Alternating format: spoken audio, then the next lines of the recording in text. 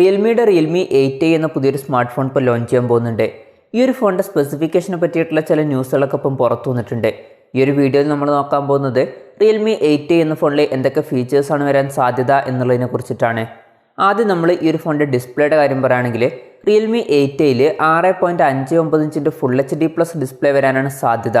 ഈ ഒരു ഫോണിൽ AMOLED ഡിസ്പ്ലേ ആയിരിക്കും വരിക, അല്ലെങ്കിൽ LCD ഡിസ്പ്ലേ ആയിരിക്കും വരിക എന്നുള്ള കാര്യങ്ങളൊന്നും ഇപ്പോൾ അറിയാൻ കഴിഞ്ഞിട്ടില്ല. LCD ഡിസ്പ്ലേ ആയിരിക്കാനാണ് സാധ്യത. പിന്നെ ഈ ഫോണിൻ്റെ ഡിസ്പ്ലേയിൽ 120 ഹെർട്സിൻ്റെ റിഫ്രഷ് റേറ്റ് സപ്പോർട്ട് ചെയ്യുന്നതായിരിക്കും. ഇപ്പോൾ റിയൽമി 8 എന്ന ഫോണിൽ കൂടിയ റിഫ്രഷ് റേറ്റ് ഒന്നും സപ്പോർട്ട് ചെയ്യുന്നില്ല. പക്ഷേ റിയൽമി 8 എന്ന ഫോണിൽ AMOLED ഡിസ്പ്ലേ നമുക്ക് ലഭിക്കുന്നുണ്ട്. പിന്നെ ഈ ഫോണിൽ പഞ്ചോൾ ഡിസ്പ്ലേ ആയിരിക്കും വരിക. പഞ്ചോൾ വരിക ടോപ്പ് ലെഫ്റ്റ് ഭാഗത്തായിട്ടായിരിക്കും. പിന്നെ ഫോണിൻ്റെ ഫിംഗർ പ്രിൻറ്റ് സെൻസർ ഫോണിൻ്റെ സൈഡിൽ പവർ ബട്ടണിൽ ഇൻറ്റഗ്രേറ്റ് ചെയ്തിട്ടായിരിക്കും വരിക. പിന്നെ ഫോണിൻ്റെ വെയിറ്റ് ഏകദേശം 194 ഗ്രാം വരുന്നതായിരിക്കും. അതുപോലെ തന്നെ തിക്നെസ് 8.6 mm വരും. പിന്നെ ഫോണിൻ്റെ ബാക്കിൽ പ്ലാസ്റ്റിക് ബാക്ക് ബോഡി ആയിരിക്കാനാണ് സാധ്യത. പിന്നെ ഫോണിൻ്റെ ബാക്കിൽ സ്ക്വയർ ഷേപ്പിലുള്ള ക്യാമറ മോഡ്യൂൾ വരുന്നതായിരിക്കും. ഈ ഒരു ഫോണിൻ്റെ റെൻഡേഴ്സും കാര്യങ്ങളൊക്കെ ഇപ്പോൾ ലീക്കായിട്ടുണ്ട്.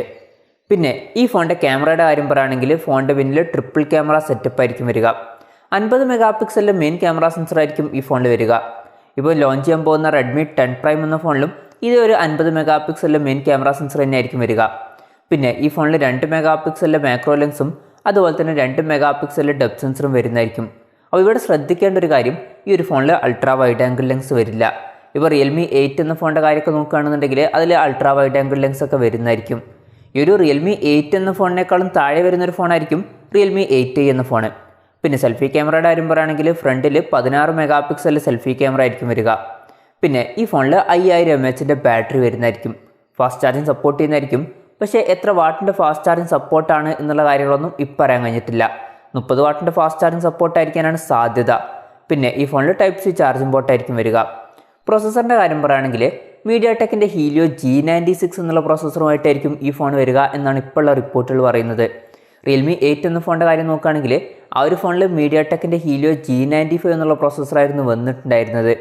ഈ ഒരു mediatekൻ്റെ helio G96 എന്നുള്ള പ്രോസസ്സറിൽ 2.05 GHz ക്ലോക്ക് ചെയ്യുന്ന കോർട്ടെക്സ് A76ൻ്റെ 2 കോറുകളും അതുപോലെ തന്നെ 2 GHz ക്ലോക്ക് ചെയ്യുന്ന കോർട്ടെക്സ് A55 ബേസ് ചെയ്തിട്ടുള്ള 6 കോറുകളും വരുന്നുണ്ട്.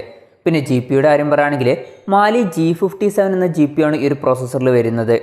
ഈ ഒരു പ്രോസസ്സറിൻ്റെ പേര് കേട്ടിട്ട് ഇത് ഫുള്ളായിട്ട് mediatekൻ്റെ helio G95 എന്നുള്ള പ്രോസസ്സറിൻ്റെ ഒരു അപ്ഗ്രേഡ് വെർഷൻ ആണ് എന്ന് വിചാരിക്കരുത്. അങ്ങനെയല്ല.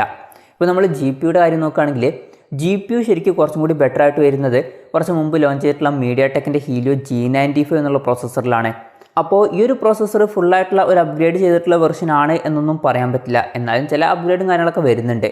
നമ്മൾ നേരത്തെ പറഞ്ഞിരുന്നു ഈ ഒരു ഫോണിൻ്റെ ഡിസ്പ്ലേയിൽ 120 ഹെർട്സിൻ്റെ റിഫ്രഷ് റേറ്റ് സപ്പോർട്ട് ചെയ്യുമെന്നുള്ള കാര്യമൊക്കെ. mediatekൻ്റെ helio G95 എന്നുള്ള പ്രോസസ്സർ ആണെന്നുണ്ടെങ്കിൽ ഈ ഒരു 120 ഹെർട്സിൻ്റെ റിഫ്രഷ് റേറ്റ് കൊടുക്കാൻ കഴിയില്ല. കാരണം ആ ഒരു പ്രോസസ്സറിൽ അത് സപ്പോർട്ട് ചെയ്യുന്നില്ല.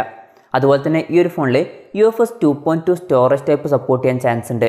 mediatekൻ്റെ helio G95 എന്നുള്ള പ്രോസസ്സർ ആണെങ്കിൽ അതും കൊടുക്കാൻ കഴിയില്ല. കാരണം ആ ഒരു പ്രോസസ്സറിൽ മാക്സിമം UFS 2.1 സ്റ്റോറേജ് ടൈപ്പാണ് സപ്പോർട്ട് ചെയ്യുന്നത്. പിന്നെ ഈ ഫോണിൽ 4 GB റാം വരാനാണ് ചാൻസ്. 128 GB ഇൻറ്റേർണൽ വരെയും വരാൻ ചാൻസ് ഉണ്ട്. പിന്നെ ഈ ഫോണിൽ 3.5 mm ഓഡിയോ ജാക്ക് വരുന്നതായിരിക്കും. ആൻഡ്രോയിഡ് 11 ബേസ് ചെയ്തിട്ടുള്ള റിയൽമി സോഫ്റ്റ്വെയറുമായിട്ടായിരിക്കും ഈ ഒരു ഫോൺ വരിക. എന്തായാലും നമ്മൾ ഓവറോൾ നോക്കുകയാണെന്നുണ്ടെങ്കിൽ റിയൽമി 8i എന്ന ഫോണിൽ അത്യാവശ്യം തരക്കേടില്ലാത്ത ഫീച്ചേഴ്സും കാര്യങ്ങളൊക്കെ വരാൻ ചാൻസ് ഉണ്ട്. അത്യാവശ്യം നല്ലൊരു പ്രൈസ് റേഞ്ചിലും കൂടി ഈ ഫോൺ ലോഞ്ച് ചെയ്യുകയാണെന്നുണ്ടെങ്കിൽ അത് വളരെ നല്ലൊരു കാര്യമായിരിക്കും. വിലയെ പറ്റിയിട്ടുള്ള കൂടുതൽ കാര്യങ്ങളൊന്നും ഇപ്പോൾ അറിയാൻ കഴിഞ്ഞിട്ടില്ല. എന്നാലും റിയൽമി 8i എന്ന ഫോണ് റിയൽമി 8 4G എന്ന ഫോണിൻ്റെ ഒക്കെ താഴെ വരുന്നൊരു ഫോണായിരിക്കാനാണ് ചാൻസ്. അപ്പോൾ ഈ ഒരു ഫോണിൻ്റെ വില ഈ ഒരു റിയൽമി 8 എന്ന ഫോണിനേക്കാളൊക്കെ കുറവായിരിക്കാനാണ് ചാൻസ്. നമ്മൾ എക്സ്പെക്റ്റ് ചെയ്യുന്നത് ഈ ഒരു ഫോണ് 13,000-14,000 രൂപ പ്രൈസ് റേഞ്ചിലൊക്കെ ആയിരിക്കും ഇന്ത്യയിൽ ലോഞ്ച് ചെയ്യുക എന്നാണ്.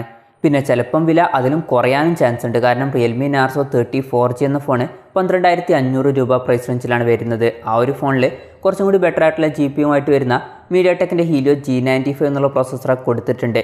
എന്തായാലും അതിനെ പറ്റിയിട്ടുള്ള കൺഫർമേഷൻസും കാര്യങ്ങളൊന്നും ഇപ്പം വന്നിട്ടില്ല. പിന്നെ ലോഞ്ച് ഡേറ്റിൻ്റെ കാര്യം പറയുകയാണെങ്കിൽ അതിനെ പറ്റിയിട്ടുള്ള കാര്യങ്ങളും ഇപ്പോൾ അറിയാൻ കഴിഞ്ഞിട്ടില്ല. അതിനെ പറ്റിയിട്ടുള്ള കൂടുതൽ കാര്യങ്ങളൊക്കെ അറിയുമ്പം അതിനെ പറ്റിയിട്ടുള്ള വീഡിയോസൊക്കെ നമ്മൾ ചെയ്യുന്നതായിരിക്കും. അപ്പോൾ അതുപോലുള്ള വീഡിയോസൊക്കെ കാണാൻ താല്പര്യമുണ്ടെന്നുണ്ടെങ്കിൽ ഈ ചാനലും സബ്സ്ക്രൈബ് ചെയ്യാവുന്നതാണ്. എന്തായാലും ഈ ഒരു ഫോണിൻ്റെ ഫീച്ചേഴ്സിനെ കുറിച്ചിട്ടുള്ള നിങ്ങളുടെ അഭിപ്രായം ജസ്റ്റ് ഒന്ന് കമൻറ്റ് ചെയ്യുക. അതുപോലെ തന്നെ ഈ ഒരു ഫോൺ ഏത് പ്രൈസ് റേഞ്ചിലാണ് നിങ്ങൾ എക്സ്പെക്റ്റ് ചെയ്യുന്നത് എന്നുള്ള കാര്യം കൂടി ജസ്റ്റ് ഒന്ന് കമൻറ്റ് ചെയ്യുക.